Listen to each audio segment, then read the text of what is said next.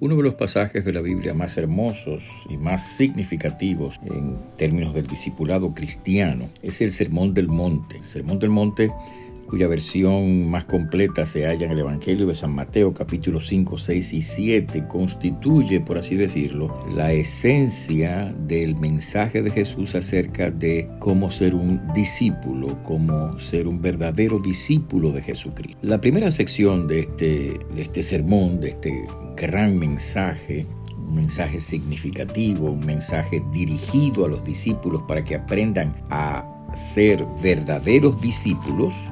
La primera sección es conocida como las bienaventuranzas. Y la razón por la que es conocida de esa manera es porque cada una de las primeras 8 frases que contienen esta sección, este pasaje, comienzan con la expresión bienaventurados, bienaventurado. La expresión bienaventurados significa, en este caso, felices, o felices son aquellos que.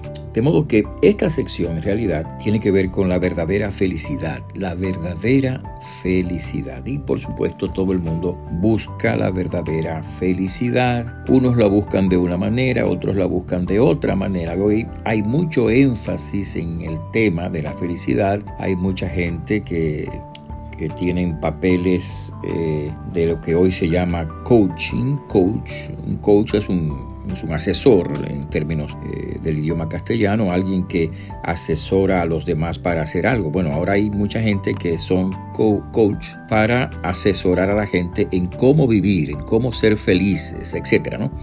Bueno, Jesús habló de esta felicidad hace muchos años, hace 2000 años, y habló de una felicidad que se encuentra en términos muy diferentes de la que comúnmente nosotros escuchamos o mencionamos o decimos u oímos en el ámbito del mundo, en el ámbito de aquellos que asesoran a los demás para ser felices. Jesús dice en su primera bienaventuranza: bienaventurados los pobres en espíritu, porque de ellos es el reino de los cielos. Bueno, cuando escuchas esta expresión no la asocias con felicidad ni mucho menos, porque la pobreza usualmente no se asocia con felicidad. Y por supuesto, cuando escuchas la expresión pobres en espíritu, tampoco la asocias con la felicidad, porque tenemos la idea de que pobres en espíritu son personas apocadas, personas introvertidas que no se atreven a hablar.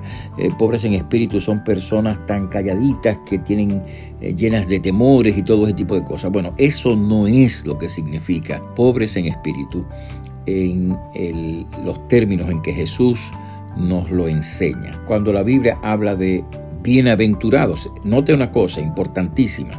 Recuerda que es Jesús el que está hablando. Y Jesús está diciendo que son felices los pobres en espíritu. Luego dice, porque de ellos es el reino de los cielos. Entonces, ¿en qué consiste ser pobres en espíritu? Bueno, los pobres en espíritu son aquellos, y lo traduce así otras versiones de la Biblia, aquellos que reconocen su necesidad espiritual, aquellos que se dan cuenta de que en realidad no tienen nada dentro de sus corazones que ofrecerle a Dios como una especie de tesoro. Aquellos que se dan cuenta que no somos dignos de estar en la presencia de Dios, de ser aceptados por Dios. Los que reconocen su necesidad de Dios, porque se reconocen a sí mismos con una palabra que hoy ha salido del léxico de la gente, que es la palabra pecador o pecadores. Y el pecador no es más que la persona que simplemente vive como si Dios no existiera, vive de espaldas a Dios, vive sin tomar en cuenta a Dios, vive en sus propios términos. Bueno, Jesús dice, bienaventurados los pobres en espíritu, porque de ellos es el reino de los cielos. Es decir, bienaventurado o feliz es aquel que se da cuenta de su propia necesidad de Dios, de su propia condición espiritual delante de Dios, porque esa persona, ese individuo, es el que va a participar del reino de los cielos o del reino de Dios, como dicen otras versiones de la Biblia. Entonces, para que podamos conectarnos con Dios, la verdadera fuente de la paz, de la felicidad, del perdón, de la gracia, de la misericordia, para que podamos conectarnos con Dios. Lo primero que tenemos que hacer es reconocer nuestra propia necesidad, nuestra propia indignidad y simplemente abrazarnos a la gracia y a la misericordia de Dios, quien viéndonos en una actitud de humildad delante de Él, nos recibe, nos perdona, nos levanta, nos restaura, nos abre las puertas para participar del reino de Dios, del reino de los cielos.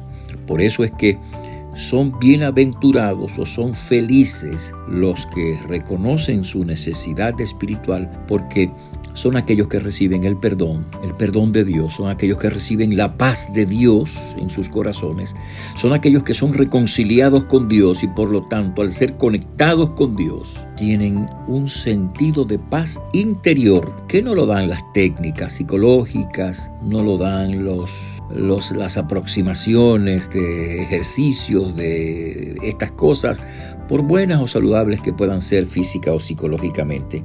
Esa paz interior es una paz espiritual que solamente la da Dios cuando uno reconoce su necesidad de Él y acude con un corazón sencillo y humilde, entregándole su vida a Cristo y depositando todo su ser en la gracia y la misericordia de Dios. Por eso sí, son bienaventurados los pobres en espíritu, porque de ellos es el reino de los cielos. Permita Dios que seamos todos nosotros de aquellos que son felices, verdaderamente felices, porque están conectados con aquel que es la fuente de la felicidad y que por lo tanto nos da participación en el ámbito de su gracia, de su paz, de su misericordia, de su reino. Que así sea.